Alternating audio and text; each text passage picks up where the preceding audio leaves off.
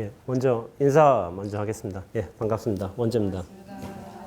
예, 뭐 서울에서 오신 분들도 계시고, 뭐 지방, 뭐 부산에서도 오신 분 계신 것 같은데, 법회 한번 들으신다고 이렇게 먼 곳까지 와주시니 감사드립니다. 예. 제가 이제 이 법회를 하게 된 거는 이제 뭐 이미 공지했지만은 저희 이제 무려 세 번째 책이 나왔습니다. 세 번째 책이 나와가지고 이 책에 관한 이제 한 가지 글을 언급하면서 한번 이야기를 해봐야 될 듯합니다. 여러분들 이제 아직 책은 안 받으셨죠? 이제 아마 이 법회가 끝나면은 불자님들께서 어느 모임에서 이렇게 좀 150권을 공양을 내주셨어요. 공지했다시피. 그래서 이제 한 권씩 받아가시면 되고요. 아마 출판사에서 온라인 주문하신 분들도 많이 계실 텐데 그게 아마 월요일 날쯤에 배달이 된다고 해요. 그래서 지금은 안 되니까 일단 한 권 여기서 받아서 읽고 가시고 온라인으로 꼭 주문하세요. 저도 인쇄 받아야 됩니다. 권당 1,800원. 예, 부자 되려고요. 강남에 땅 사려고 하는데 돈이 좀 모자라네요. 그래서 나 아직 열리지 않은 선물 이 책이 있으니까 이 책을 좀 이따 받아 가시겠지만은 이 책에서 제가 그래도 출간 기념회 겸해 이 법회를 진행하기 때문에 이 책에서 하나의 글을 좀 언급하면서 이야기를 해 보고자 합니다. 그 글이 뭐냐면은 신은 어떠한 모습으로 오는가라는 글이 있어요. 신은 어떠한 모습으로 오는가. 뭐 받으신 분도 계시지만 30페이지에 신은 어떠한 모습으로 오는가라는 글이 있어요. 제가 그 글을 좀 간략하게 이야기하면서 한번 말씀드려 보겠습니다. 예전에 온라인에서 제가 이런 글 하나를 봤어요. 뭐냐면은 글의 제목이 신은 어떠한 모습으로 오는가라는 글이었어요. 근데 이제 그 글이 특징이 있는데 뭐냐면은 요즘 블로그나 페이스북이나 뭐 그런 게 가능하긴 한데 사진을 업로드할 수 있잖아요. 사진만 업로드한 글이었어요. 근데 이제 그 사진들이 어떻게 되냐면은 뭐 가을의 화려한 단풍들 아니면은 뭐 색색으로 뭐 만개한 꽃들 아니면은 이제 해맑은 얼굴을 한 아이의 사진, 얼굴, 모습 그리고 뭐 자연의 뭐 아름다운 풍광, 뭐 그런 것들, 사람들의 행복한 모습, 미소들, 그런 것들이 사진으로 쭉 한 10대 개 딱 되어 있는 거예요. 그래서 보고서 제가 이제 슬쩍 웃었어요. 슬쩍 웃어가지고 신은 어떠한 모습으로 오는가 그렇게 딱 올렸잖아요. 그래서 그거를 제가 슬쩍 이해하면서 저도 이제 댓글을 하나 달았어요. 이러한 사진을 보여줬습니다. 나중에 온라인으로 들어갈 적에는 인도의 델리의 한 시장에서 한 취객이 취해가지고 꾸정물에다 머리를 담그고서 자고 있는 사진을 올렸어요. 신은 어떠한 모습으로 오는가에 대해서. 그러니까 사진으로 그 양반이 글을 썼으니까 저도 사진으로 대답을 한 거죠. 그러면서 그러니까 그냥 그 글쓴이가 나중에는 합장을 하더라고요. 합장을 하면서 그렇게 하긴 했지만은 신은 뭐 약간 보편적인 관념 언어로서의 신이죠. 그러나 진리는 뭐 부처님은 뭐 진여는 우리식으로 뭐 이렇게 얘기할 수도 있겠는데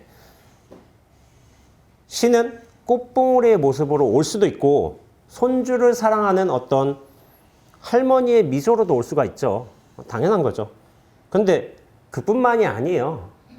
시장 바닥에서 널브러져 자고 있는 취객으로도 올 수가 있고 온갖 부정부패를 일삼고도 호의호식하는 정치인으로도 올 수가 있어요. 그러니까 또 뭐냐면은 사람의 어떤 재산을 일순간에 날려버리는 초강력 태풍으로도 올 수가 있는 것이고 이를테면은 제 경험들인데 다 수도암 산사의 고요함을 확 깨트리는 뽕짝 라디오. 어떤 분이 그렇게 막 확성기 틀고 오더라고요, 수도암에. 뽕짝 라디오를 막 틀고 오더라고요, 차에다. 그래서 막 산사의 고요함을 다 깨트리는 그걸로도 올 수가 있고 이를테면은 날씨만 흐리면은 무릎이 시려운 분들이 있어요. 그 시려운 무릎에 통증으로도 올 수가 있어요. 신은 우리가 긍정적으로 생각하고 아름답고 우리가 어떤 선호하는 모습으로만 오지 않아요, 사실은. 근데 우리가 부정하고 외면하고 싶은 모습들로 오는 게 사실은 신이기도 하고 진리이기도 하고 우리 불교에서는 진여의 모습이라고 하기도 합니다. 그런데 그 글을 쓴 사람은 어떻게 했어요? 아름다운 꽃봉오리 손주를 바라보는 흐뭇한 미소의 할머니 해가지고 자연 풍경들, 이건 뭐냐면은 자기가 바라는 어떤 신의 모습이에요. 자기가 생각하는 신의 모습. 진리는, 신은, 진여는 여러 모습으로 와요. 여러 모습으로. 그러나 내가 생각하는 그 모든 순역으로 오는 게 사실은 진리예요. 진리. 순, 나한테 긍정적인 것들, 나한테 내가 선호하는 것들, 그것들은 순경계라고 하죠. 순경계로 오기도 하지만 사실은 역경계로서 오는 것도 진리예요. 진리. 진리니까 그 모든 순역으로 올 수 있는 게 가능한 거죠. 사실 진리는, 진여는 그 모든 깨달음은 순역으로부터 자유로워요. 자유로운데 뭐냐면은 다만 사람이, 인간이 내가 이것이 진리라고 규정하고 생각하고 바라는 이상 사실은 순경계에 빠져들고 역경계에 걸려버리는 겁니다. 그래서 신은 어떠한 모습으로 오는가에 대해서 제가 한 장의 사진, 술 취해 자고 있는 이 델리, 제가 실제 여행에서 본 취객을 찍은 사진이었는데 그렇게 된 거예요. 그래서 제가 이거에 관해서 예전에 이런 말을 한 적이 있어요. 이제 공부 잘 하시고 열심히 하신 분들 뭐 많이 계신데 그러다 이제 좋은 일만 벌어질 줄 알아. 공부하면은. 사실은 꼭 그렇지도 않아요. 힘든 일도 많이 벌어집니다. 근데 이 책에서 제가 언급한 것 같은데 어떤 고통이란 건 뭐냐면은 어떤 자유를 암시하기 위해서 한 발짝 먼저 와 있다. 이런 식으로 이야기를 한 적이 있어요. 근데 나중에 찾아보시면 아시겠지만은 그런 식으로 생각을 하셔야 됩니다. 진리는 이런 식으로 온다. 생각해 보세요. 저희가 지금 정진하는데 저 공사장에 소음 소리가 들리잖아요. 우리 수도함에서 이를테면 타 도량에서 정진하는데 바깥에서 등산객들이 와서 막 소리치고 막 깔깔깔 웃고 막 그래. 그러면은 그게 한 5분이면 괜찮죠. 한 20분, 30분 그래 봐요. 그럼 누군가는 나가서 이렇게 하는 거야. 왜 여기가 어디니 그런 거야. 그러면 등산객 입장에서는 그거 알았겠어요. 모르니까 저런 거지. 근데 이제 그러다가 뭐 거기서 뭐 어쩌저쩌고 가서 싸우는 거야. 근데 요게 진짜 잡음일까요? 잡음. 내가 분별만 하지 않는다면은 저 소리도 사실 진실한 소리로 들려와요. 들려오는데 내가 싫다, 좋다, 순이다, 역이다, 순은 받아들이고 역은 헤쳐나 버리고 그런 생각을 하니까 저게 걸리는 거야. 걸리는 거.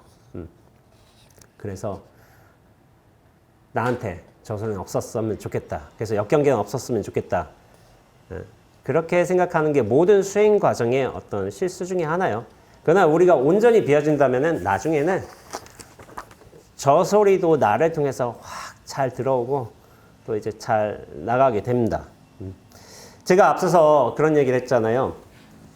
신은 어떤 모습으로 오는가? 굉장히 긍정적인 모습으로 오게 되는데 제가 이번 법문을 하면서 제가 한번 예전에 유튜브 영상을 한번 재미난 게 본 적이 있어요. 뭐였냐면은 긍정적인 모습 그런 것처럼 하지만 뭐 여기 혹시 교회 다니셨다가 불교로 전향하신 분 계세요? 저요. 저는 목사님한테 제가 초등학교 때 워낙 이제 그러니까 모범생 기질이 있어. 그러니까 뭐 성경도 잘 외우고 뭐도 준비도 철저히 가니까 너는 앞으로 훌륭한 목사가 될 것이다 라고 이제 수기를 주시더라고요. 좀 배신 때리고 바로 이제 뭐 대학교 졸업하고 절로 들어왔지만은 수기를 주셨는데 그만큼 제가 성실하게 했지만은 성경을 다 읽어본 건 아니에요. 근데 이제 성경 내용 중에 굉장히 재밌는 내용이 있었어요. 천사에 관해서 이번에 한번 언급하려고 하는데 천사가 딱 사람한테 나타났어. 그럼 제가 퀴즈를 하나 낼게요. 천사가 사람 앞에 딱 나타나서 제일 처음으로 한 말이 뭘까요? 딱 한마디 했어. 제일 처음으로 한 말. 이거 혹시 아시는 분? 모르시는구나. 네? 좀 더 크게? 짠? 그 만화에서 의성어 나오는 거 아니야? 만화에서 이렇게 뭐 짠 하고 나타나는 거 아니야? 천사가 사람에게 나타나서 그 기독교로든지 뭐 이제 유대교를 잘 믿는 이제 그 사람에게 나타나서 처음으로 한 말. 두려워하지 말라. 그 말을 했어요. 두려워하지 말라. 왜 그랬을까요? 한마디야. 첫 마디가. 두려워하지 말라. 불안함을 많이 가지니까. 그렇지. 그럴 수도 있는데 천사가 우리가 생각하는 천사의 모습이 아니었기 때문에 굉장히 귀귀한 모습이었기 때문에 나를 보고 두려워하지 말라. 이렇게 한 거예요. 제가 한번 근거를 한번 얘기해 볼게요. 누가복음 1장 15절에 유대왕 헤롯 때에 아비야 반열에 제사장 한 사람이 있었는데 그 사람이 이제 사가랴라고 해요. 그 사람이 또 이제 아내가 아론의 자손이 이름은 엘리사벳이라고 하는 거예요. 엘리사벳. 두 사람은 하나님 앞에 이제 의인이래요. 누가복음에 따르자면 주의 모든 계명과 규례대로 흠이 없이 행하더라. 굉장히 완벽한 이제 교인이었던 거죠. 근데 엘리사벳이 잉태를 못해. 근데 자식이 없는데 두 사람의 나이가 많아. 근데 이제 사가랴가 어떤 차례대로 어떤 하나님의 앞에서 제사장 직무를 행할 때가 있었어요. 이게 차례를 도니까 순서대로 하다가 나중에 제비뽑기를 뽑아서 이제 주의 성전에 들어가서 분향을 한 거예요. 분향. 우리 향 사르는 것처럼 분향을 했는데, 그러니까 그 사람만 분향을 할 때는 다른 분들이 좀 밖에서 기도하고 있어요. 혼자만의 시간을 가져라고, 제사장으로서. 그러니까 그때 주의 사자가 그에게 나타나 향단 우편에 선 거예요. 오른쪽에 섰는데 사가랴가 그 모습을 보고 놀란 거예요. 그러면서 천사가 그에게 이르되 사가랴여 무서워하지 말라. 여러분들이 알고 있는 천사는 어때요? 날개가 있고 하얀 옷 입고 예쁘고 피부도 곱고 아름다운 여인, 남자 천사는 잘 못 본 것 같고 여인 천사가 있겠고 아니면은 굉장히 순진무구한 어린애가 있어요.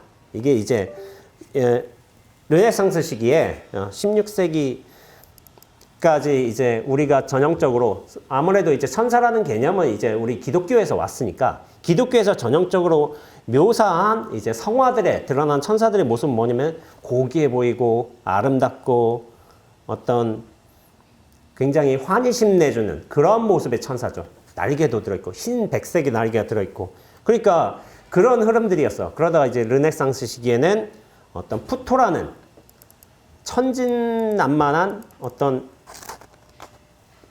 애들도 있는 거죠. 아기 천사야, 아기 천사. 아기 천사인데 굉장히 귀엽죠. 귀여워가지고 이런 모습들의 천사. 되게 익숙하죠. 우리가 뭐 유럽 여행을 가서도 뭐 어떤 그 미술관 가서도 박물관 가서도 이런 천사를 보니까 그 다음에 또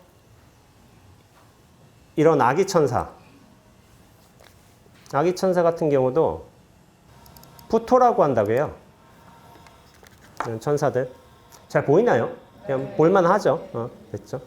그래가지고 이런 천사들이 있는데 근데 제가 이걸 얘기 드려보자면은 성경에서 묘사한 우리 인간의 관념에 의해서 해석된 천사가 아니라 성경에서 묘사한 천사를 실제로 2022년 2월 13일에 미국의 영화사 스펙트럼 시네마에서 성경에 묘사된 천사였던 실제 모습을 영상화 작업을 했어요. 제가 그 영상화 작업을 한번 보여드릴게요. 성경의 근거대로 한 거예요. 한번 보자면은 이게 잘은 안 보이실 거예요.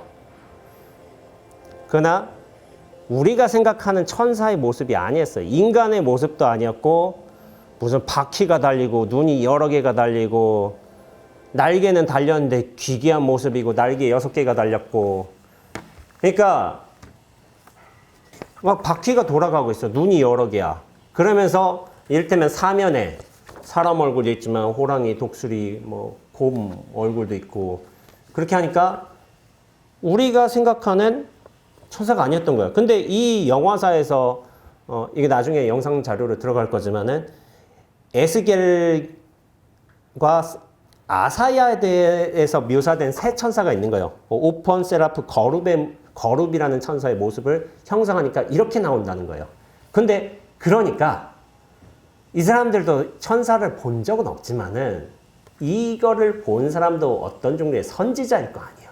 선지자이고 그리고 제사장이고 그렇지만 천사를 본 적은 없지만은 천사를 처음 보고서 다 깜짝 놀랐던 거예요. 왜냐하면 내가 생각한 모습의 천사가 아니었으니까. 거룩해 보이고 환희심 나고 아름답고 그런 천사가 아니라 실제로 보면은 어떤 의미로서의 경외감, 두려움, 공포에 가까운 거예요. 그러니까 그런 천사들이 나타나면서 제일 처음으로 했던 말이 두려워하지 말라. 그런 말을 했던 거예요. 근데 이거 조금 의미심장하지 않아요? 천사가 왜 두려운 모습으로 나타날까? 인간의 어떤 관념대로 하면 이게 날개 싹 움직이고 비단 싹 흔들거리면서 좋은 향기 나고 이쁜 여자로 나타나고 말하자면 근데 왜 그럴까요? 제가 이런 말을 하기도 했지만은 앞에 한 이야기가 사실은 맥락은 비슷합니다. 우리가 순으로 생각하는, 순경계로 생각하는 아름다운 모습으로 생각하는 그런 천사는 물론 있겠죠. 그러나 다른 모습도 있다는 거예요. 다른 모습. 우리가 전혀 생각하지 못한 다른 모습도 있는 거고 이런 이제 경외스러운 모습으로 온다는 것은 어떤 의미로서는 인간의 어떤 관념들을 확 눌러버리는 효과도 있을 거예요. 조심해. 생각을 멈춰 해가지고 그런 효과들도 있을 거야. 그런 차원에서 저는 이런 것도 가능하다고 생각해요. 우리 사천왕 보면 그렇잖아요. 절에 일주문 들어가면 사천왕분이 계신데 이제 사천왕이 보통은 이제 남서북방을 이렇게 보호하시는 제석천을 보호하기 위해 이제 신장들이신데 그분들 보면은 아름다운 모습은 아니잖아요. 호위하고 불국토와 이제 불법에 귀한 사람들을 보호하고자 이제 원력을 세우신 분들이라서 어떤 의미에서 가진 이제 삿된 나쁜 것들로부터 이 불법을 수호하겠다 해가지고 그런 무서운 모습으로 나타나신 호법신들이요. 저를 처음으로 딱 지키고 있는 수문장들이시고 그러긴 한데 그런 위압감을 주면서 일단은 겸손하게 하는 효과가 있을 거예요. 기독교식으로 말하자면 하나님 만나기 이전에 불교식으로 말하자면 부처님 뵙기 이전에 좀 겸손해져라. 그런 효과도 있겠지만 결코 불법이나 진리를 지키는 저는 수호신이 우리 예상처럼 아름다운 모습은 아닐 수가 있다. 그런 거를 생각하는 게 좋아요. 그래서 위에 천사들 같은 경우도 다른 능력을 갖고 있는 거야. 굉장히 웅장한 크기로. 아까 영상에서 잘 안 보였을 수도 있겠지만 사람이 있는데 사람보다 수십 배 커요. 웅장한 모습으로 탁 나타나고 동서로 휙휙 하고 그러면서 근엄하면서도 좀 두려운 목소리를 가지고 있고 모양은 각각 다르고 사람, 사자, 소, 독수리 네 얼굴이 각각 있고 그리고 뭐 이를테면은 날개가 있는데 날개 둘은 얼굴 가리고 날개 둘은 다리를 가리고 날개 둘은 날아다니고 있고 그러면 참 기괴하잖아요. 기괴하지만 그러한 모습 때문에 어떤 인간적인 속성으로서의 분별심이 확 내려가지는 효과가 있지 않을까 그런 생각이 들어요. 그리고 앞서 얘기했지만 진리는 결코 한 모습으로 오지 않습니다. 여러 모습들로 오는 게 진리예요. 근데 제가 이런 경우가 있어요. 불교에서도 비슷한 경우가 있어요. 뭐냐면은 여러분들 한번 이 사진 한번 보신 적이 있나요? 어떤 대만의 어떤 해협을 이제 미군 조종사가 지나다가 사진을 찍었대. 사진을 찍었는데 그 사진 모습이 뭔가 좀 비범해. 비범해가지고 이게 기록이에요. 이게 실제 있는지는 모르겠지만은 흑백 사진을 촬영했는데 이상한 구름이 있어. 그래서 조종사가 촬영을 했는데 나중에 현상에 보니까 이거는 여자의 모습이 딱 나온 거예요. 여자의 모습이 딱 나와서 미군 조종사다 보니까 미군은 당연히 미국은 어떤 기독교의 어떤 믿음 하에서 그런 세워진 나라기 때문에 성모 마리아가 현신했다. 이런 주장을 한 거야. 그 당시에 막 전 세계적으로 떠들썩했다고 해요. 그래서 그 성모 마리아의 현신으로 인정받기 위해서 영국에서 뭐 전 세계 종교 대표자 회의가 열렸다는데 그때 우리나라에서 이제 박완일 법사라는 분께서 이제 초청을 받으셨다고 해요. 근데 법사님이 보니까 이 사진이요, 이 사진. 이 사진을 딱 보니까 이 사진이 인터넷에 좀 돌아다니긴 했어요. 한때. 근데 이게 구름에 어떤 모습을 찍은 항공사진이었던 거예요. 항공사진인데 여기에 여자의 어떤 옆모습이 보인다, 몸이 보인다 해가지고 이렇게 해서 찍은 거야. 근데 박완일 법사께서 이게 보니까 이게 33관음 중에 한 분이신 용두관음하고 너무 흡사하다는 거야. 이거 성모 말이 아니다. 용두관음이다. 그리고 지역도 보면은 대만 동북부니까 우리 대만을 뺏기면 안 돼요. 성모 마리아가 거기를 와서는 안 된다. 용두관음하고 너무 닮아있다. 그러면서 어떻게 운이 좋게 그때 용두관음 탱화를 갖고 가셨나 봐요. 주장을 하셨대. 그래서 이 사진은 성모 마리아가 아니라 용두관음이라고 주장을 해서 용두관음불로 인정을 받았다는 이제 글이 있어요. 근데 여기에 사실관계는 제가 잘 모르겠어요. 사실관계는 잘 모르겠지만은 아니라는 글도 봤었고 약간 조작된 글이라고 봤었고 그렇게 하겠지만은 그래서 나중에 이 사진이 좀 바뀌어가지고 이런 모습으로 이제 발전이 됐어요. 이런 모습으로 발전이 되고 그 다음에 또 이 사진이 또 발전을 해. 한 단계 더. 이제 바다 물결을 이제 용으로 표현한 거야. 이제 용 타고 다니시는 이제 관세음보살님으로 이 사진 많이 보셨을 거예요. 이 사진은 아마 굉장히 유명한 사진인데 이 사진의 출처가 이렇다. 이런 식의 이제 그 주장이 있었던 거예요. 그러면서 참 그것도 뭐 괜찮긴 한데 저렇게 볼 수도 있겠구나 하는 생각이 들죠. 그러면서 제가 또 하나의 사례를 한번 말씀드려 볼게요. 제가 예전에 그래서 도량에서 정진하고 있는데 그 봉정암 사리탑에서 방광하는 순간이 나왔다고 이렇게 도반 스님이 저한테 카톡으로 사진을 보여준 거예요. 방광하는 사진. 봉정암. 그래서 이 사진을 보여주더라고요. 봉정암에서 방광을 했다고 5월 16일 해가지고 설악산 봉정암 사립탑에서의 방광 사진입니다 하고서 부처님 바위까지 방광의 빛이 가득하니 자비광명이 우주법계를 꽉 채웠습니다. 이런 식의 글귀가 있어요. 근데 제가 이 사진을 보면서 이게 아래 보면 사리탑에서 이게 발을 해가지고 이렇게 저렇게 빛나려거든요. 거의 뭐가 터져야 돼요. 제가 좀 알기로는 하늘이 저렇게 돼버리면은 저렇게 될 수가 없어요. 제 객관적인 사실로는 저 뭐 폭탄이 터지든지 이렇게 해야지 어떤 방광으로 되는 거지. 그리고 그 정도의 빛이 났다 한다면은 한두 사람의 증거는 좀 있어야 될 거 아니에요. 증언은 있고 또 현장 사진이라든지 영상은 사실 있어야 될 거 아니에요. 근데 없어요. 없는데, 그러니까 그 근처로 제가 약간 그거예요. 팩트주의자예요. 무작정적인 믿음 그런 거 안 취해요, 저는. 그 시일의 어떤 전후로 해서 한번 근거를 찾아봤어요. 정말 이게 있는 근거인가? 찾아봐야지. 그러니까 저는 허무맹랑한 거 안 취급을 하지 않아서 찾아보니까 아무것도 없어. 그러니까 이건 뭐냐면은, 이제 포토샵을 잘하는구나. 이런 생각이 들었어요. 그러니까 빛이 정말 이 정도 되려면 엄청난 광원이 있어야 돼요. 근데 그 광원이면 위성에서도 찍혀요. 제가 볼 적에는. 그 엄청난 광원이라면은.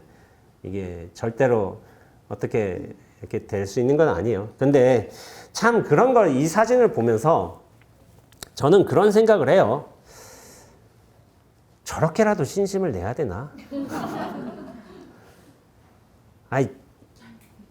그러니까 뭐 제가 이제 저와 이제 오랫동안 왕래하시거나 제 법문을 많이 들어보신 분들께서는 제가 말하는 방식에 조금 익숙하시겠지만은 저는 어떤 종류의 가까스로 부여잡으려는 그런 신심에 대해서는 별로 관심이 없어요. 정말 견고한 신심이라 하면은 어떤 뭐라고 해야 되지?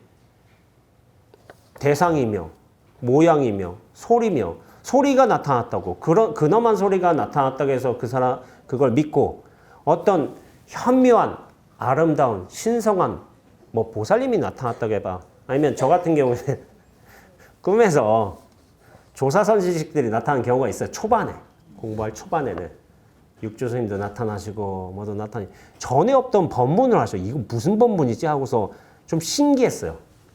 신기하고 그러긴 했지만은 뭐 성철 스님도 나타나시고 뭐 그렇게 앞에서 법문을 해주셔요. 그래서 깜짝 놀랐지만 하여튼 우리가 보살도 나타나고 어떤 신묘한 경계, 아름다운 모습도 나타나고 어떤 좋은 향기도 나타나고 그것에 의해서 신심이 고취된다면은 사실은 그 얼마나 미약한 기반을 갖고 있는 거예요, 우리가. 그런 소리 나타났다고, 모양 나타났다고, 내 신심이 고취되고, 그럼 그거 사라지면 어떻게 돼요? 신심 사라지잖아요.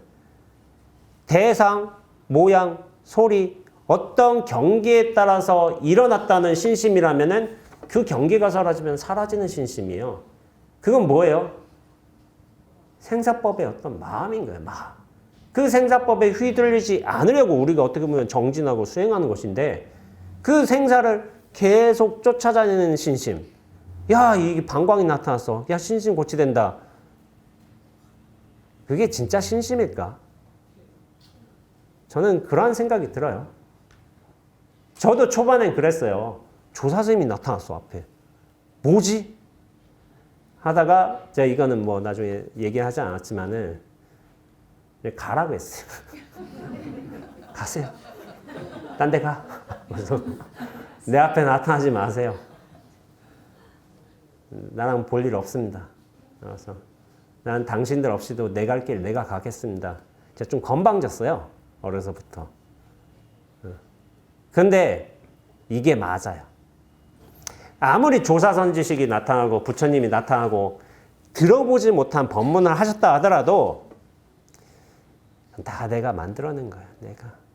어떤 의미에서는 내가 나를 깨우기 위해 그런 모습으로서 그런 현묘한 뜻으로서 그렇게 나타났다고 볼 수 있는 게 맞는 것 같아. 근데 결국에는 내 짓이란 거야. 내 짓. 내가 만들어내고 내가 표현하고. 근데 그 궁극의 작용은 뭐냐면은 내가 나를 일깨우기 위한 작용인 거야. 내가 나를 일깨우기 위해서. 가끔 그런 말씀 많이 드려요. 여러분들은 지금 서울의 보현사라는 법당에 절에 오셔가지고 법당에서 웬 원재라는 스님이 뭐 책 냈다고 이거 책 사달라고 뭐 이렇게 하는 자리에서 그래가지고 뭐 법문이란 걸 듣고 있는데 맞아요. 맞긴 한데 제가 나중에 좀 이제 공부가 좀 되다 보니까 이런 생각을 많이 하게 되더라고요. 아, 내가 이 짓을 벌이고 있구나. 내가 저 원재라는 사람을 만들어서 저 이를테면 어떤 조사선직을 만들어서 내가 나를 일깨우게 하려고 온갖 짓을 다 벌이고 있구나. 내가 다 한 짓이구나. 그런데 내가 나를 살리려는 그런 기능이 있어. 기능이. 그런 원력을 세우면 그런 기능들이 나타나게 돼요. 나타나게 돼서 내가 한 거였구나. 남이 한 게 아니었구나. 그거를 제가 이제 공부하다가 예전에 안 적이 있어요. 이거 좀 이제 그렇게 깨달았는데 그런 생각이 들어요. 뭔가 좋고 신비한 경기가 나타났다고 해서 내 신심이 고치가 되고 그것이 사라진다고 신심이 약해진다면 그게 진정한 의미의 신심이겠는가? 저는 그 생각이 드는 거예요. 경고해야죠. 경고. 근데 이번 제가 제목은 어떻게 졌냐면은 진정한 신심은 눈앞처럼 견고하다라고 했어요. 제목은 일단 그렇게 지었어요. 뭐 제목이 바뀔 수도 있어요. 근데 눈앞처럼 견고하다는 말이 조금 어색할 수도 있어요. 눈앞이 견고해요, 여기가. 이건 견고하지 않습니다. 이 눈앞은.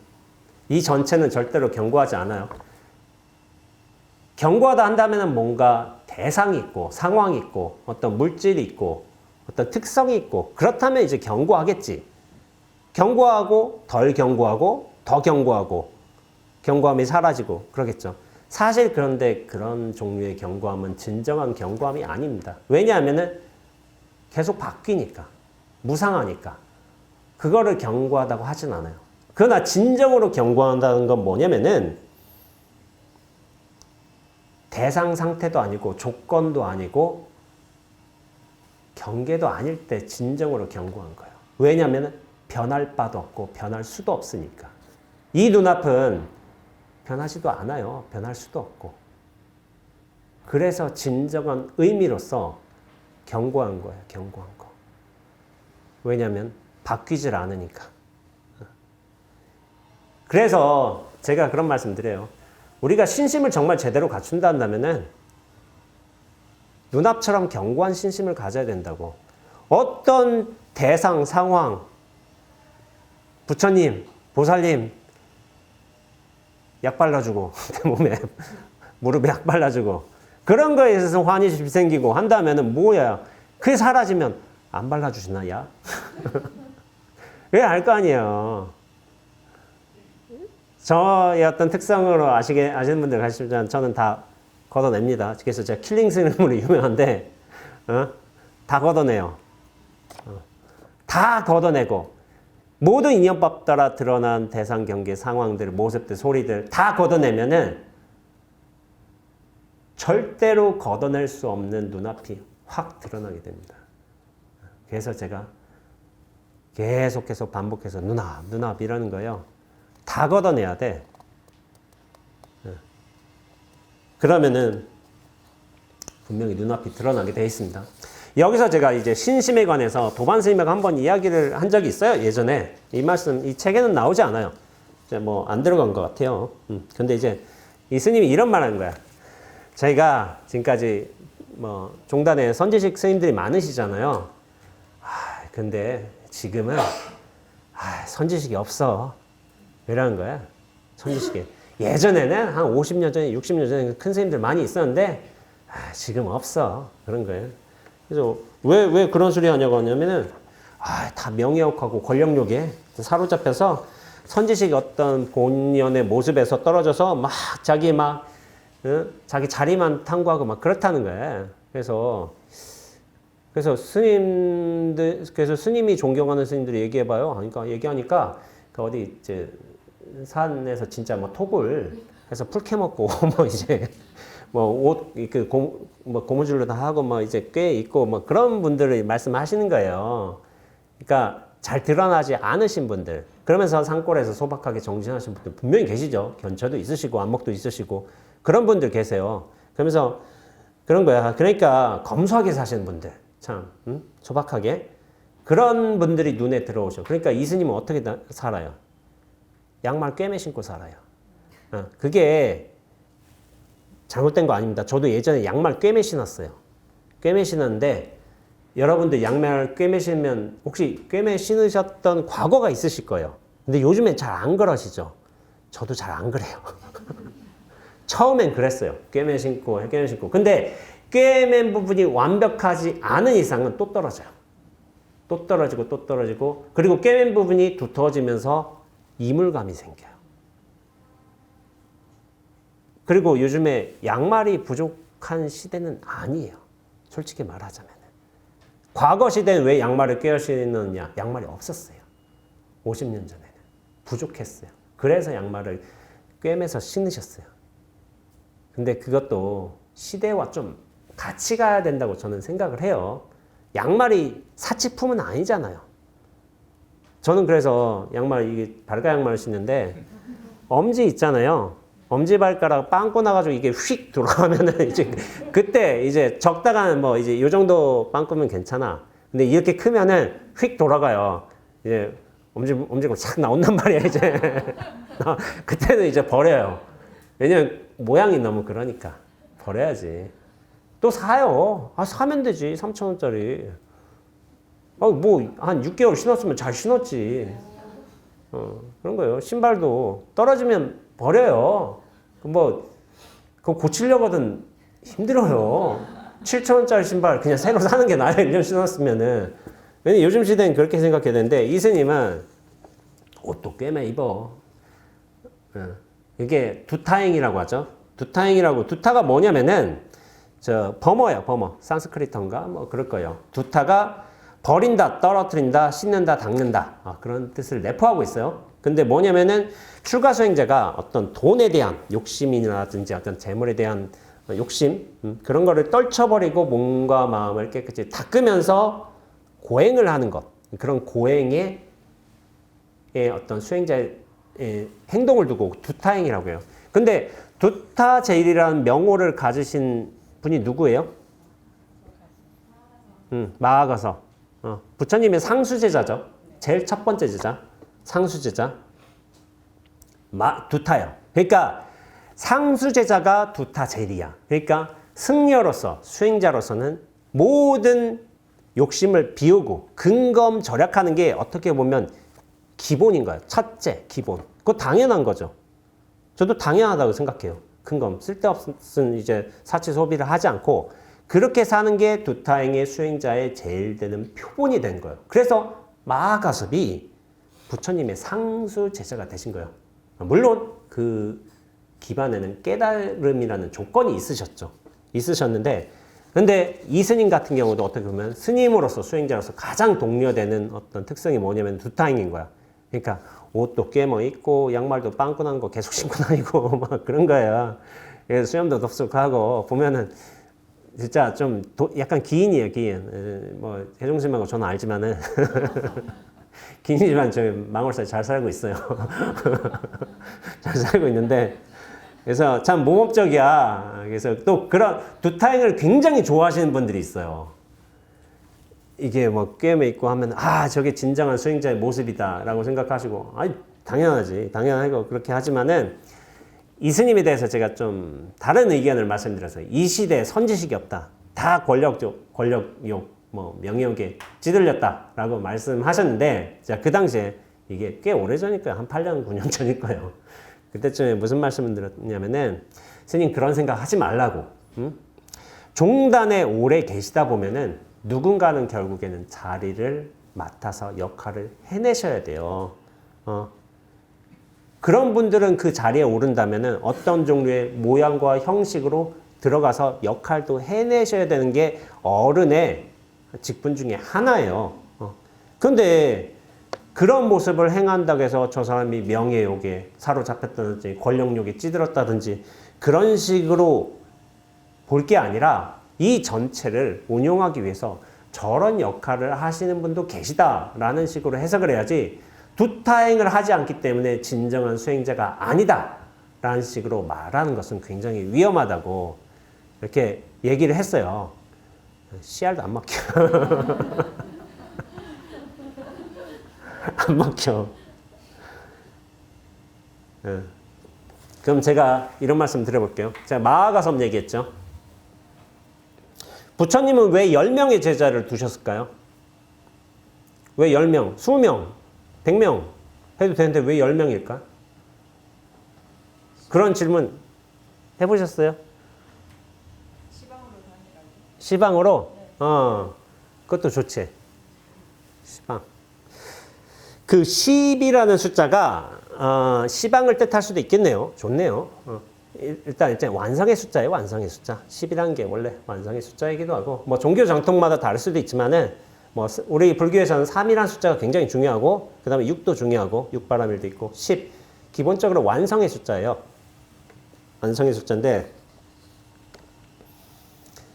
제가 말씀드리고자 하는 것은 10분의 제자 중에서 마하가섭이 두타제일의 상수 제자였지만은 두타제일의 마하가섭뿐만 아니라 다른 9분의 제자가 계셨다는 걸 전 말씀드리고자 합니다. 뭐냐면은 여러분들 아시다시피 다른 제자분들을 한번 제가 명으로 한번 불러드릴까요? 두타제일 마하가섭이 있어요. 그 다음에 두 번째가 누구예요? 다문제일 아난. 세 번째는 누구예요? 지혜제일 사리불. 네 번째 신통제일 목건련. 다섯 번째 천안제일 아나율. 여섯 번째 해공제일 수보리. 일곱 번째 설법제일 부르나. 논의제일 가전현. 아홉 번째 지계제일 우바리. 열 번째 밀행제일 라울라. 한 명 한 명의 특성이 다 달라요. 누군가는 지혜가 뛰어나. 누군가는 신통을 잘 부려. 누군가는 천안, 멀리서 오는 그 모든 걸 다 볼 수 있어. 안목이 굉장히 커. 누군가는 공을 잘 해석해. 그러면서 누군가는 설법을 잘해. 누군가는 또 논의를 굉장히 잘 펼쳐. 누군가는 지계를 굉장히 잘 지켜. 누군가는 밀행, 무언가를 해도 그걸 드러내지 않아요. 이게 뭐냐면은 단순히 10명의 제자들의 특성을 표현한 게 아니라 법의 모습이 이렇다는 거예요. 법의 모습이. 두타만이 법의 모습이 아니라는 거예요. 절대로. 논의를 잘해도 그건 법의 모습인 거고 해공을 잘해도 법인 거고 지계를 잘해도 그것도 법인 거고 그 모든 법이 10가지 방식으로 표현이 된 거예요. 그렇기에 부처님이 왜 한 제자만 받아들이지 않고 10제자를 받아들였어요? 10가지 모습을 다 받아들이신 거예요. 아마 이런 종류의 해석을 뭐 딴 데서 들어보셨을지는 모르겠지만 저는 이렇게 생각을 했어요. 부처님은 두타만 받아들인 게 아닌 거예요. 절대로. 해공도 받아들이고 밀행도 받아들이고 설법도 받아들이고 논의도 받아들이고 그 모든 전체 하나하나의 특성들 그것들이 다 어우러지면서 전체를 만드는 것이지 하나만 균형되게 좋아한다고 되는 게 아닌 거예요. 이게 법이라는 게. 그래서 이 10이라는 10분 제자라는 것은 어떤 법이 실상을 뜻하는 것일 수도 있고 세계의 다양한 모습을 뜻하기도 하고 또한 뭐냐면은 여러 성격들로 어우러진 사람들 사이에서 어떤 균형과 조화를 뜻하기도 합니다. 이 세계가 원래 이렇게 다양한 모습으로 다양한 특성으로 조화되어 있고 안정되어 있다. 이것을 10분의 제자들을 통해서 표현한 것이라고 저는 생각을 해요. 부처님은 마하가섭만 제자로 받아들인 게 아니에요. 10분 다 받아들이셨어요. 그러니까 그분이 크신 분이시죠. 전체를 받아들이셨으니까. 근데 제가 이 도반스님 제가 뭐라고 타박을 하는데 두타젤만 표본으로 삼지 말라고. 다른 다 뛰어난 특성들이 있고 자기의 어떤 성격이나 기질이나 역량 사이에서 잘할 수 있는 게 있다고. 그 긍정적인 것들을 저는 보는 게 더 좋다고 생각하고 있습니다. 좀 모자란 부분이 있죠, 당연히. 그러나 우리가 모자란 부분을 봐서는 뭐가 되겠어요? 잘한 부분 하나라도 있으면 좋은 거예요. 10명이 다 두타제일 해야 돼. 한 명은 밀행제일 해서 어디서 뭐 도라지라도 캐와서 도라지 갖다 놓고 한 명은 어떻게 뭐 저 같은 특성이랄까 어떻게 말주변이라도 좀 있어서 어디서 빵 사와가지고 신들한테 빵 받아가지고 다음실에 갖다 놓을 수도 있는 거고 그런 거지 하나만 봐서는 안 되는 거예요. 그러나 우리가 부정적인 모습을 중시해서 볼 게 아니라 긍정의 어떤 특성들을 좀 좀 받아들이면서 본다면은 이것이 사실은 법의 전체 모습이고 또한 조화인 거야, 조화. 그런 것들을 통해서 저는 보는 게 좋다고 생각하고 있습니다.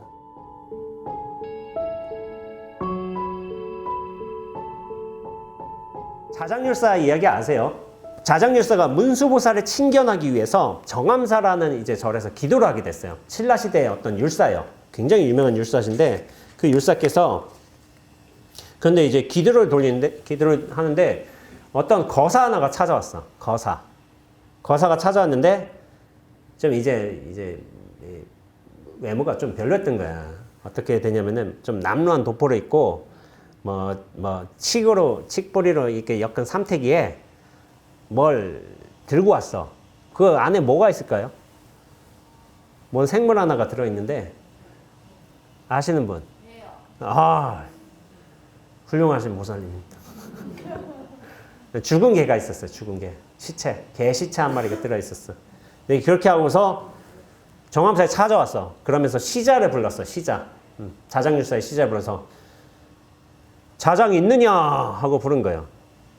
그러니까 시자가 듣다가 깜짝 놀란 거예요.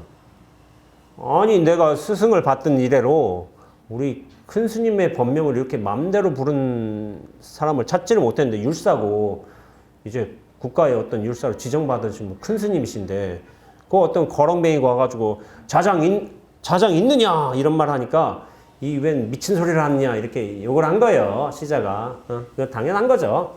그러니까 이 사람이 와가지고 한 말이 다만 너희 스승에게 가서 내가 왔다고 일러라 라고 한 거예요. 내가 왔다고 일러라. 그러니까 시자가 약간 위압감이 든 거야. 좀 거렁뱅이지만 모습이 그렇지만은 그래서 어떻게 됐냐면은 자장율사를 찾아가서 이제 이래서 이런 모습에 웬 죽은 개를 이렇게 삼태기에 이렇게 해가지고 그런 사람이 왔습니다라고 한 거야. 그러니까 자장율사가 그 말을 듣고 뭐라고 했겠어요? 아이 그 미친 사람일 거다. 미친 사람이니까 내가 이게 문수보살 친견하기 위해 이렇게 열심히 기도 중인데 웬 이 방해꾼이 나타나서 쫓아버려. 그래서 이렇게 한 거예요. 말하자면은 제가 그 현장에 있진 않았어요. 현장에 있진 않았지만은 기록이 그렇다 이거예요. 약간 여기다 좀 가미를 하자면은 그런 거예요. 시작 가서 가거라. 어디 큰 스님 기도하시는데 와서 거렁뱅이가 큰 스님을 뵙자고 해? 그 죽은 개 끌고 가. 가져가. 이렇게 한 거예요. 그러니까 거사가 나중에 떠당기 전에 말했어요. 돌아가리라. 아상을 가진 자가 어찌 나를 보겠는가 하면서 삼태기를 딱 거꾸로 드니까 그 죽은 개가 사자로 변했어요. 사자 보자라고 하죠. 왜냐면 문수보살이 사자를 타고 다니니까. 사자로 변하고 그리고 거사가 그 위에 올라갔는데 탁 앉았는데 문수보살로 딱 되는 거예요. 그러니까 사실은 자장율사가 기도를 잘하셨어요. 그러니까 가서 내가 왔다고 일러라. 기도 부르니까 가야지. 기도 잘하신 거예요. 국사께서. 우리는 백날 해도 안 오잖아. 얼마 잘하시면 바로 오신 거지. 그 급이 달랐던 거예요. 잘하셨는데 그렇게 문수보살이 사자를 타고서 저 남쪽으로 막 빛과 함께 탁 사라진 거야. 그러니까 그 모습을 보고서 시자가 자장율사 찾아가서 문수보살이 이렇게 나타났습니다 하니까 헐레벌떡해서 자장율사가 나타났는데 사실은 이제 저 남쪽 고개로 이미 다 넘어가신 뒤였죠. 문수보살을 친견하기 위해서 그렇게 열심히 노력했는데 문수보살 나타나셨는데 친견을 못한 거죠. 친견을. 그 시자 복이 맞나? 시자는 봤잖아. 내가 시자를 했다구나. 시자를 했으니까 내가 좀 복이 있나 보다. 시자는 어떻게든 봤어. 문수보살, 자장율사는 못 봤잖아요. 이게 갑자기 이런 해석이 되네요.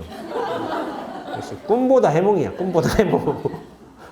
그래서 그렇게 좀 그거를 상황을 안타까워하시다가 돌아가셨다는 기록이 있어요. 근데 이것도 제가 좀 앞서 얘기한 것과 비슷한 맥락에서 말씀드려보자면은 문수보살은 보통 여기 문수보살은 계시나? 안 계시죠? 보통 이제 보관을 쓰고 계세요. 그래서 굉장히 성스러운 용모에다가 자비로운 모습도 있으세요. 그런데 이제 문수보살이 그런 모습으로만 나타나실까? 어? 다양한 모습으로 나타나시겠죠. 이게 일종의 비유예요. 웬 거렁뱅이, 남루한 옷차림의 거렁뱅이에다가 삼택에다 개, 죽은 개를 끌고서 이렇게 나타나시는 게 어떻게 보면 문수보살의 자유자재함이죠. 근데 자장률사는 어떤 상을 가지고 계셨던 거예요. 공부를 많이 하셨는데 상을 가지고 웬 거렁뱅이 나타나서 어이 내가 이 문수보살 친경하려고 내가 이렇게 하는데 그런 상대할 시간이 없다고 가라고 했는데 그래서 문수보살을 칭견을 못한 거야. 평생을 한탄하신 거죠. 우리는 다 상을 갖고 있어요. 상을. 큰 스님은 이러한 모습이다. 두타제에 대해다. 아니면 이런 아름다운 자연의 모습으로 나타나는 게 내가 공부를 잘하는 거다. 저렇게 공사장 현장 소리 들리면 내가 뭐가 수행이 모자란가? 신심이라고도 하는데 여기 혹시 타 종교인 계세요? 기독교인이나 뭐 타 종교인, 불교인 아니시고 손은 안 드실 수도 있는데 그럴 수도 있어요. 제가 법륜스님 이런 말씀에서 설법에서 한번 들은 얘기인데 여기 타 종교인이 이를테면 종교를 전향했다고 해봐. 기독교에서 처음으로 법륜스님 뭐 자리에 갔어. 이를테면 여기 종교에 처음으로 와서 이렇게 불교의 어떤 설법을 들어왔어. 그러다가 이를테면 설법 잘 듣고 갔어. 이를테면은 그러다가 지하철 가다가 갑자기 삐끗해서 나뒹굴었어. 그렇다면은 야 내가 종교 바꾸니까 하나님이 나 벌 주시나 보다. 이렇게 생각할 사람이 있겠어요? 없겠어요? 그런다면은 차 사고라도 났어. 앞에 뭐 이제 야 나 이렇게 잘못하니까 이거 하나님이 벌 주시나 보다. 나 불교 안 할래. 얄팍한 신심이에요. 상황, 대상한테 그 신심을 다 전가시키는 거죠. 근데 우리가 문수보살이든 큰 스님이든 선지식이든 조사스님이든 어떤 성인에 대한 그리고 가르침에 대한 진리에 대한 상이 있어요. 이것은 나한테 긍정적인 방식으로만 온다고 착각을 하고 있는 거예요. 절대 그렇지 않습니다. 고통도 진리의 모습이에요. 저 공사장에 날선 소리도 누군가에게 준비된 사람에게는 진리의 법음으로 올 수가 있는 거예요. 준비가 되어 있으면 내 마음이 철저하게 환하게 잘 비워져 있으면 진리의 법음으로 올 수가 있는데 준비가 되지 않으면 단지 소음으로 내 정진을 방해하는 요소로 저거 언제 끝나나? 8월에 끝난대요. 9월에 10월에 제가 법회 올 때는 조용을 할 겁니다. 8월에 끝난대요. 제 도반 스님 그렇죠. 두타젤만 스승이라고 생각해. 그럼 스님들은 뭐 걸막 메고서 다 버스만 타고 다녀야 되나? 아니에요. 저희 노장님께서는 종정이라는 신성한 지위의 어떤 직함을 가지고 계셨지만은 종정은 어른이세요. 어른. 조계종을 대표하는 어른. 제일 좋은 승용차에다 모셔야 돼요. 대신 국산. 벤츠 말고 국산의 제일 좋은 승용차. 저는 그게 맞다고 생각하고 있습니다. 어르신이세요. 마티즈 타면 안 돼요. 종단에서 당연히 모셔야지. 그건 당연한 거예요. 당연한 건데 마티즈 타고 다녀야지 무슨 뭐 두타행처럼 어르신을 그렇게 모시면 안 되는 거예요. 절대로. 그러니까 그런 스님에게는 자장률사에게 그 삼택이 거시기 왔던 그 거렁뱅이처럼 그 스님한테 어떤 스님들이 어떤 문수보살의 화연을 오느냐. 뭐 벤츠 S클래스 타고 다니고 롤렉스 차고 다니고 뭐 윤기 나는 얼굴에다 막 황금 가사를 막 두른 막 스님이 저게 무슨 저게 무슨 큰 스님이야. 저게 무슨 선지식이야? 하고 내팽개치는 그런 역경계, 자기가 생각하는 역경계로서 올 수도 있는 거예요. 근데 문수보살은 우리가 생각하는 진리는 자유자재한 모습으로 오는 게 진리입니다. 근데 우리를 깨우치기 위해서 오는 거야. 근데 뭐냐면은 그렇게 생각한다면 자기가 어떤 기준을 가졌어. 두타행의 수행자가 진정한 수행자다. 그러면 두타행 아니다. 그 반대의 모습을 했다. 저거 수행자 아니야. 나 저 사람한테 안 배워. 한다면 어떻게 되냐면은 그 선지식에게 배울 기회를 잃어버려요. 잃어버려. 가장 큰 손실이요.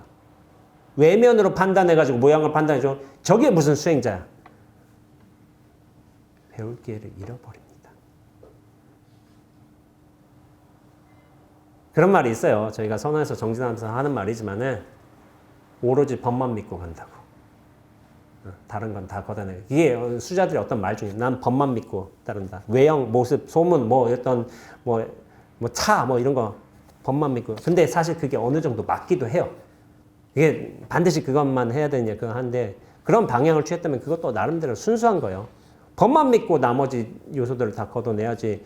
이런 소문 들렸다고 큰 스님 같기도 하고 저런 소문 들렸다고 큰 스님 아닌 것 같기도 하고 정말 가짜 같기도 하고 그게 무슨 신심이에요. 그러면 안 돼. 근데 다 자기 수준만큼 보는 거예요. 어떤 면에서는 내 마음에 열린 수준만큼. 여러분들 유시아 선생님의 하늘로서로 떠난 여행 보셨죠? 예전에 90년대 굉장히 유명했던 소설이잖아요. 소설이 아니라 에세이잖아요. 근데 이제 그 책을 보면서 많은 사람들이 인도에 대한 환상을 가졌어요. 야, 인도에 가면 그렇게 길거리 성현들, 깨달은 사람들이 길거리에서 막 노숙하고 있고 막 저렇게 막 해가지고, 야, 그 유시아 선생님은 온갖 거지 도둑인데 도둑들인데 또 깨달은 사람들만 만나. 그래서 저런 사람들이 넘쳐나는구나 하고서 내가 가봤어. 사기꾼만 만나는 거야. 왜 이러지? 분명히 내가 안으로서를 봤을 때는 성현들이 온갖 깨달음을 주기 위해서 다 이렇게 나타나는데 나한테 사기만 치고 있어. 왜 그럴까요? 자기 마음그릇 따라 보이는 거예요. 내가 준비가 돼 있으면은 사기꾼도 곧장 성현이 돼버려요. 자기 수준과 인연에 맞게끔 구도에 대한 열망만큼 선지식이 나타난다는 거예요. 누가 봤을 땐 사기꾼인데 누가 봤을 땐 성현일 수 있지 않아요?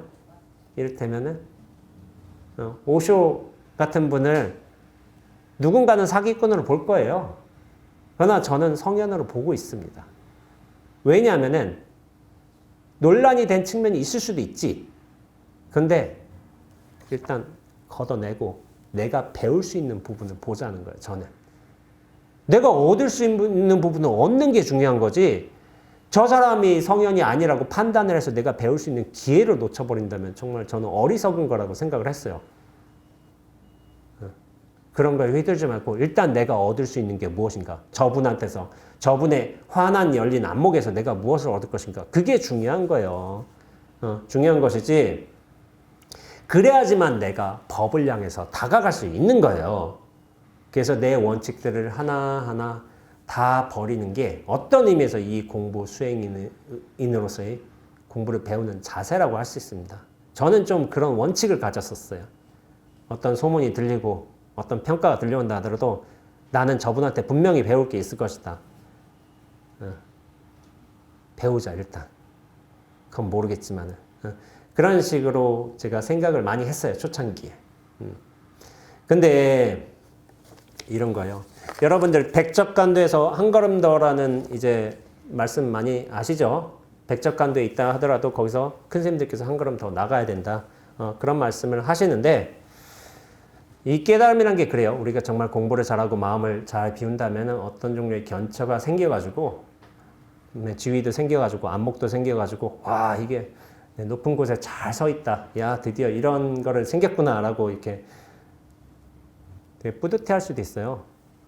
뿌듯해할 수도 있고 사람들의 삶도 잘 보이고 야, 법의 어떤 법문도 다 보이고 경전의 어떤 은밀한 깊은 도리도 다 보이고 야, 그래서 참 좋구나라고 생각을 하지만은 사실은 그 백척간도에서도 한 걸음 더 나아가라고 하셨어요. 선지식들께서는. 그럼 한 걸음 더 나아가면 어떻게 되겠어요? 백척.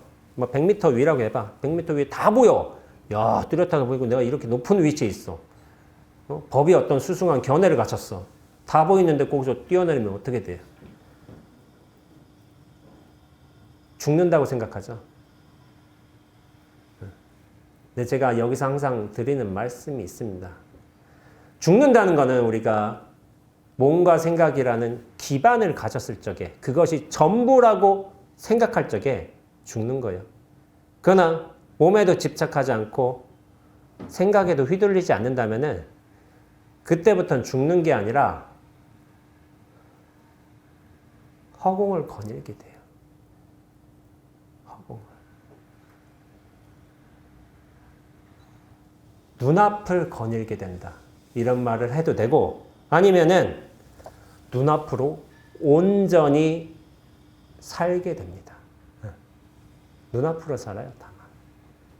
근데 제가 말했잖아요. 눈앞은 어떤 뭐 잡을 수 있는 뭐가 없어. 이걸 어떻게 잡겠어. 그러나 눈앞에서 그 모든 보고 듣고 느끼고 생각하는 진리의 면면들, 현현들이 나를 통해서 흘러가게 돼 있어요. 세상의 그 모든 진리가 나를 통해 흐르는 거야. 이거 사실 감이 오시는 분들이 있으실 거예요. 이거 굉장한 일이에요. 굉장한 일. 평범해 보이지만 사실은 굉장한 일입니다. 여러분들 아침에 일어나서 밥 드셨죠? 차에 타서 뭐 버스도 타고 지하철도 타고 아니면 자가로 운전을 해서 이렇게 뭐 여기로도 뭐 서울 시내를 거쳐서 올 수도 있고 여기 뭐 남부에서 올 수도 있고 이렇게 오셨어요. 풍경들도 보고 막 그래.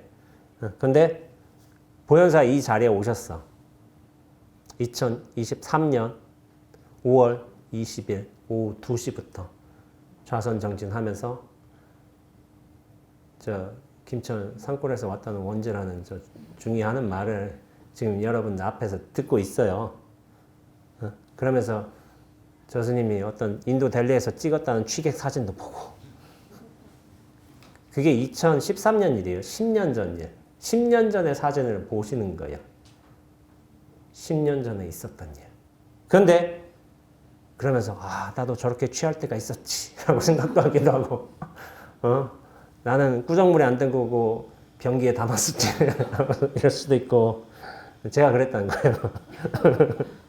그러다가 이제 다시 뭐 이렇게 망상 피우다가 자기 과거 생각날 수도 있잖아. 다시 현장으로도 또 돌아오고 그러다가 야 천사들이 저렇게 기괴하게 생겼어? 야 그래서 흠칫 놀라기도 하고 두렵기도 하고 내가 이게 알고 있던 그게 사실이야? 좀 의심스럽기도 하고 그래서 또 법문 듣고 저 공사청 소음수는 계속 나고 이게 되게 평범해 보이잖아요. 근데 절대로 평범하지 않다는 거예요. 신기한 일이라는 거예요. 신기한 일.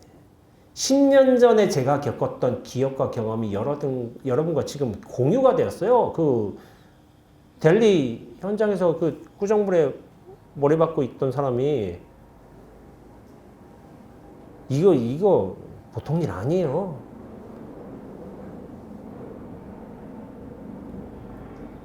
저 헬기 지나가는 소리를 여기 이를테면 뭐 100여 분이 동시에 듣고 있는 거야. 동시에.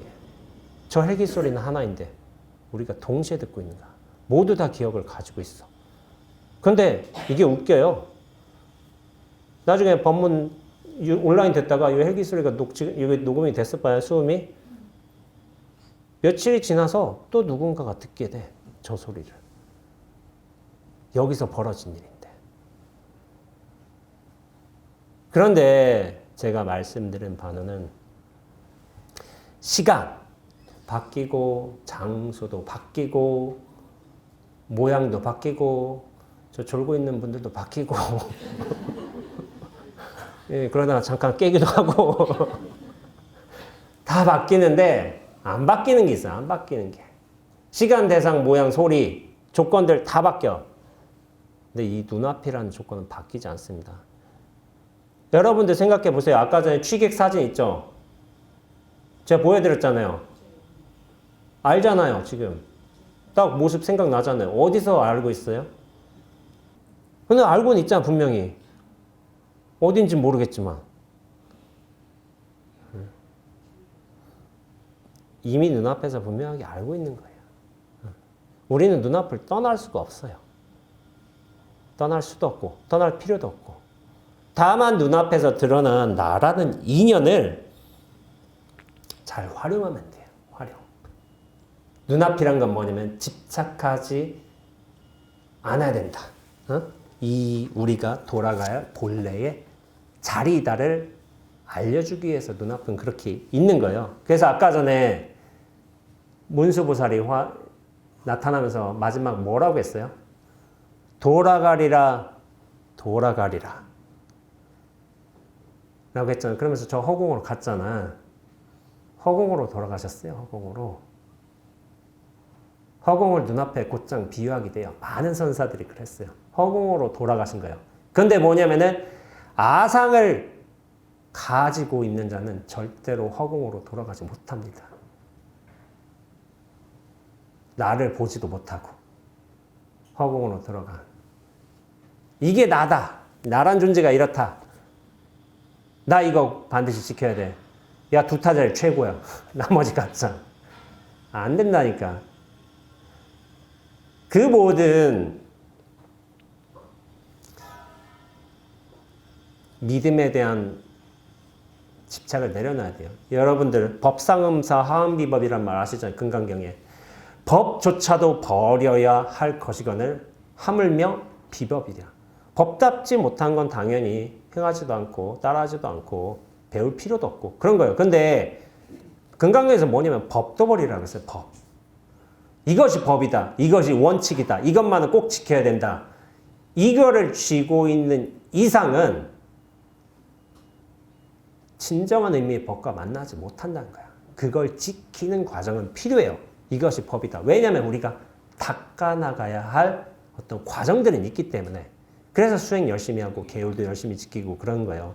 그러나 종국에 가서는 그 법에 대한 진리에 대한 집착마저도 내려놔야지만 사실은 진정한 의미로서의 진리를 만나는 거예요. 그게 뭐냐면은 눈앞인 거예요.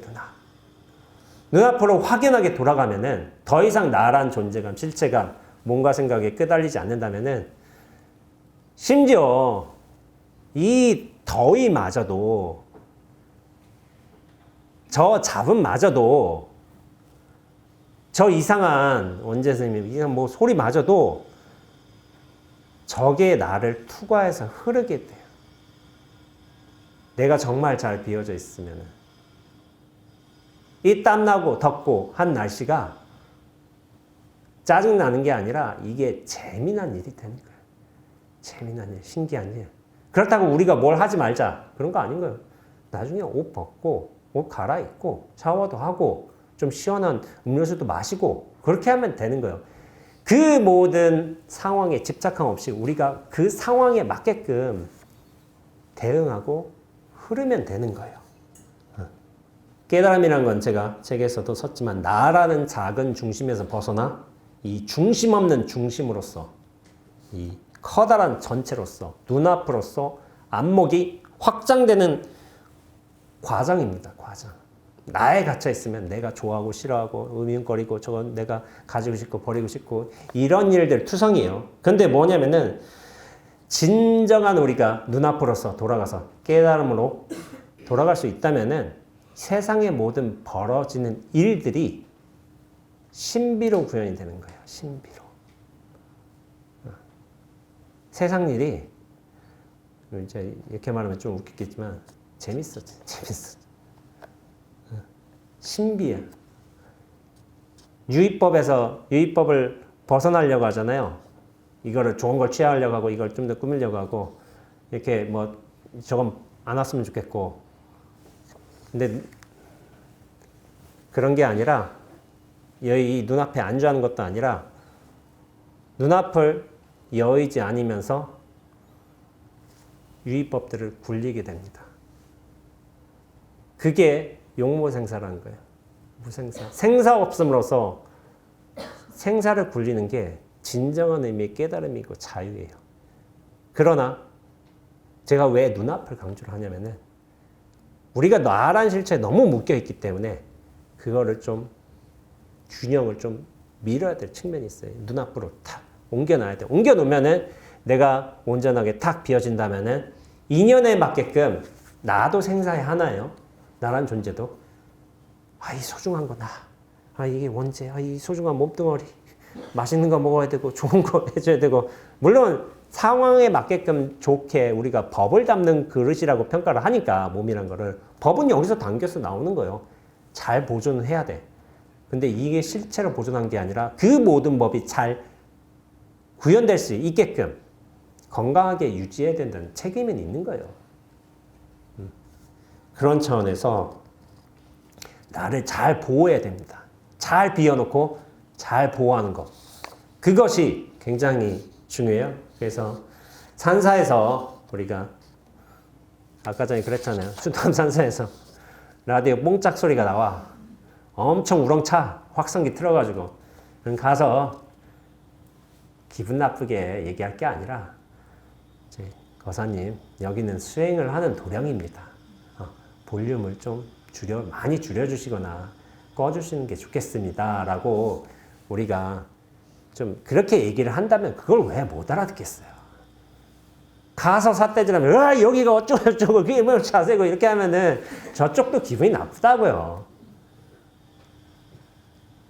좀 모자란 사람 많지. 어쩌겠어. 좀 알려주면 되지. 근데 내가 기분 나빠가지고 그렇게 하면 되겠어요. 모자란 사람이니까.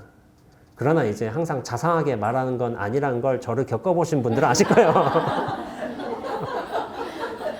교수님 안 자상해. 하고서 내가 겪어봐서 하는데 아주 눈물의 사이코패스. 저기 막 엄청 긍정하고 있네. 제가 여전히 눈물에 강해요.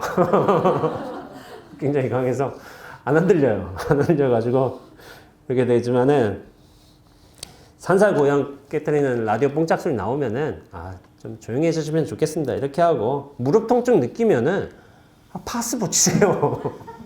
파스 왜 있겠어? 비로잖아요. 화신인 거요. 인과로서 인과를 그렇게 파스 붙이면 나가죠. 그래가지고 비로자나가 그렇게 나타나신 거예요. 요즘에 RX 유명하던데. 그래서 뭐 술 취해서 웬 남자 하나가 기어 들어온다 하더라도 한 인간이 기어 들어오는구나 하고서 멱살 찍어서 하고서 이럴 때는 제가 이렇게 얘기해요. 머리 한 대 탁 때려주고 책이 떨어졌나 하고서 술 취해서 정리 없어요. 그래서 양말 벗겨서 그냥 던져놔요. 어디다. 대신 내가 화낼 필요는 없어요. 해가지고 사람 되겠지 언젠가는 하고서 이렇게 하면 돼요. 그래서 제가 이 책이란 것도 나 아직 열리지 않은 선물이라고 제목을 좀 지어봤어요. 이제 출판사하고 논의를 했지만은 원래 우리가 불교 전통적으로 보자면 나란 존재를 굉장히 좀 부정한다, 거부한다, 없애야 된다. 약간 그런 종류의 가르침들이 많이 있었어요. 무아라는 걸 해가지고 아상을 비워야 된다. 아상이 있으면 그게 아니다. 하지만은 사실은 아에 대한 잘못된 견해, 생각, 집착심, 분별심을 비워내면 되는 것이지 자체는 굉장히 유용한 도구입니다. 진리가 나를 통해서 드러나는 거예요. 나를 떠나고 진리 없어요. 절대로. 내가 없으면 진리 없어. 고정된 실체로서의 자아만 두지 않을 뿐이지 이 인연 따라 모든 진리들이 드나드는 텅 빈 나는 있는 거예요. 그래서 이렇게 소리도 들리고 모양도 보이고 하는 거지. 나 없으면 이것도 안 돼요. 그러니까 그 모든 인연에 머무름 없이 집착 없이 잘 대응할 수 있는 나로서 비워내는 것이 중요한 것이지,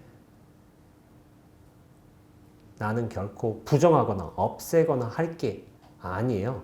그 모든 진리가 잘 흐르게끔, 발현될 수 있게끔 나를 잘 비워내고 인연에 따라서 이 나를 잘 부려먹는 것, 그게 불교의 어떤 지혜이고, 우리가 나중에 이 깨달음을 얻게 된 다음에 나 자신을 부리면서 세상과 조화롭게 흐르는 일인 거예요. 그래서 제가 여기서 글 하나만 그냥 간단하게 언급해 드리자면은, 이 책 중에 나중에 후반부에 가다 보면은 빨래 개는 스님 이야기가 나와요. 어느 스님이 빨래를 개요. 빨래 개는 거 되게 평범하잖아요. 빨래 개는 게 뭐 별거라고. 근데 제가 이 스님을 극찬을 해요. 극찬을. 해종 스님입니다. 제가 존경하는 저희 도반이자 도반 스님이시죠. 빨래 개는 게 뭐 대수라고. 근데 제가 극찬을 했어요. 빨래 개는 거 보고.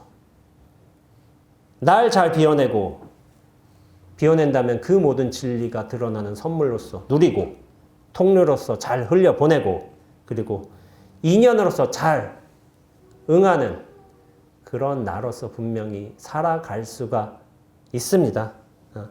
그런 구도의 과정에서, 진리를 찾는 과정에서 저희 법문이 혹은 저희 이 책이, 나 아직 열리지 않은 선물이 여러분들께 진리를 한 발짝씩 다가서게끔 하는 도움이 됐으면 하는 바람을 가지면서 이번 법회를 마치도록 하겠습니다.